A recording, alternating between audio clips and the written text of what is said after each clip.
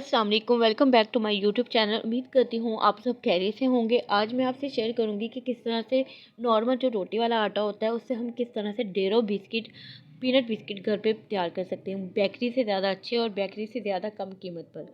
तो चले बनाना स्टार्ट करते हैं।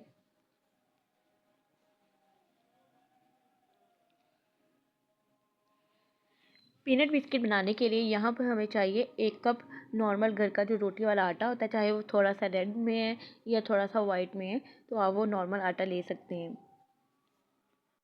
1 टीस्पून इसमें जाएगा बेकिंग पाउडर। आटे को मैंने अच्छी तरह से छान लिया था और कोशिश करें कि जो बेकिंग पाउडर है वो भी अच्छी तरह से आप छान लें। इसमें जाएगी तकरीबन 3 टेबलस्पून चीनी। ये पिसी हुई चीनी है। 1 टेबलस्पून इसमें जाएगी मूंगफली। थोड़ा सा क्रश कर लिया था मैंने इसको और इसे अच्छी तरह से मिक्स कर लूँगी ताकि तमाम चीज़ें जो हैं वो एक दूसरे में मिक्स हो जाएं।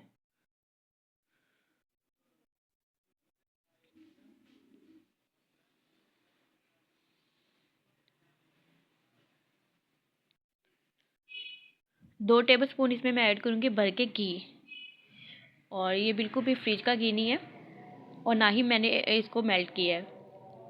हाफ कप से थोड़ा सा तकरीबन 3 टेबलस्पून मैंने यहाँ पर दूध लिया है। उसमें कुछ ड्रॉप्स मैंने आलमंड एसेंस के ऐड किए हैं। अगर आप चाहें तो वनीला एसेंस भी आप ऐड कर सकते हैं। घी को मैंने आटे के साथ अच्छी तरह से मसल लिया है ताकि जितना भी जो घी था वो हमारे हाथों की गर्मी के साथ आटे में अच्छी तरह से मिक्स हो जाए।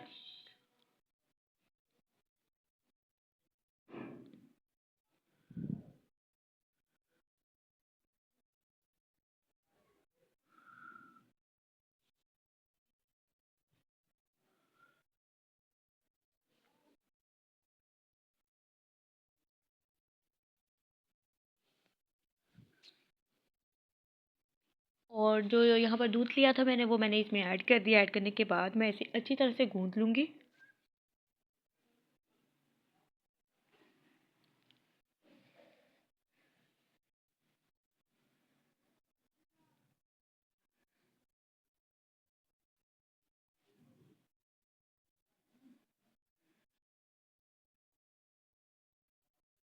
और इस तरह से गूंथते हुए हमने इसकी एक सॉफ्ट सी डो बना लेनी है, ना बहुत ज़्यादा सॉफ्ट हो ना ही बहुत ज़्यादा हार्ड होनी चाहिए। और यहाँ पे मेरे पास एक नॉन स्टिक ट्रे थी, तो उसमें मैंने जो डो है उसे अच्छी तरह से हाथों से प्रेस करके अच्छी तरह से प्रेस करके उसे मैं थोड़ा सा इक्वल कर लूँगी ताकि जो हमारे बिस्किट हैं वो थोड़े से मोटी शेप में काटो। बहुत ज़्यादा मैंने इसे बारीक नहीं बेलना। आप चाहें तो किसी बेलन के साथ भी इसे बेल सकते हैं, लेकिन हाथ के साथ भी ये बहुत अच्छा प्रेस हो जाता है। तो यहाँ पर मेरे पास थे नॉर्मल साइज़ का कटर, बिल्कुल मीडियम साइज़ का कटर है। बहुत ज़्यादा ना तो बड़े बिस्किट बनेंगे ना ही बहुत ज़्यादा छोटे बनेंगे। तो इस तरह से साइड पर रख रख के मैं इसे काट लूँगी। आप देख सकते हैं कि हमने सिर्फ यहाँ पर 1 कप आटा लिया था, उससे बहुत ज़्यादा यहाँ तकरीबन 13 से 14 बिस्किट बन के रेडी हुए थे। और आप इसकी वो मोटाई देख सकते हैं कि बहुत ज़्यादा पतला नहीं मैंने बेला था इसको।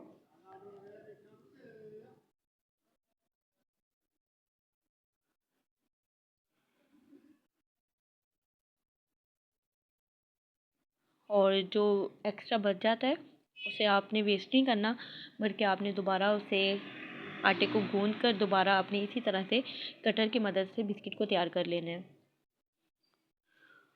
और इसी तरह मैं बाकी भी तमाम डो से बिस्किट तैयार कर लेती हूँ। और हमने यहाँ पर प्री हीट किया हुआ है पतीले को पहले से।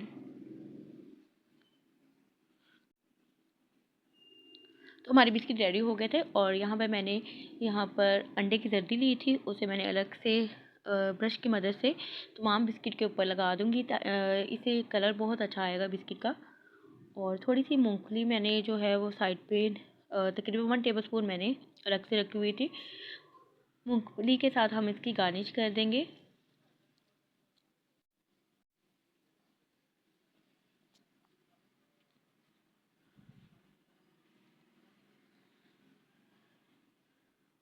और हम इस बिस्किट को विदाउट ओवन बेक कर रहे हैं। तो पतीले को मैंने तकरीबन 10 से 15 मिनट पहले प्री हीट होने के लिए रख दिया था और तकरीबन हम इसे 25 से 30 मिनट के लिए बिल्कुल लो फ्लेम पर हम इसे बेक करेंगे। और अब मैं पीनट के साथ इसकी गार्निश कर देती हूँ। इसके साथ बिस्किट की लुक बहुत अच्छी आती है।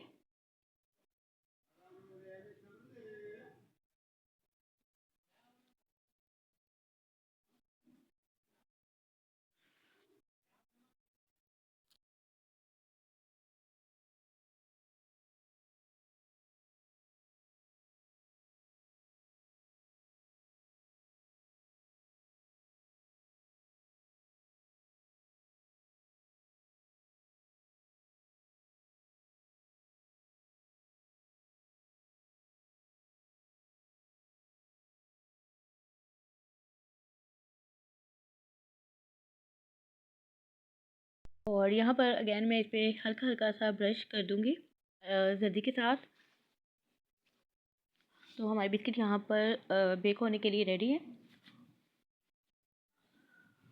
और अब मैं इसे पतीले पे रख दूँगी और इसे कवर करके तकरीबन 25 से 30 मिनट के लिए बिल्कुल लो फ्लेम पर इसे मैं बेक कर लूँगी।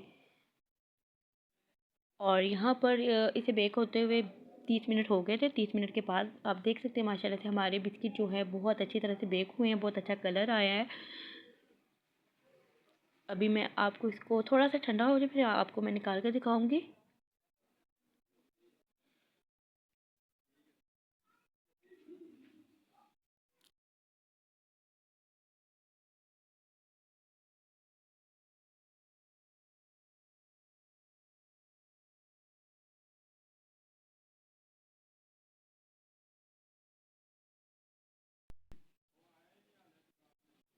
और अब मैं यहाँ पे आपको बिस्किट निकाल के दिखा देती हूँ कि कितने ज़बरदस्त हमारे बिस्किट बन के रेडी हुए हैं।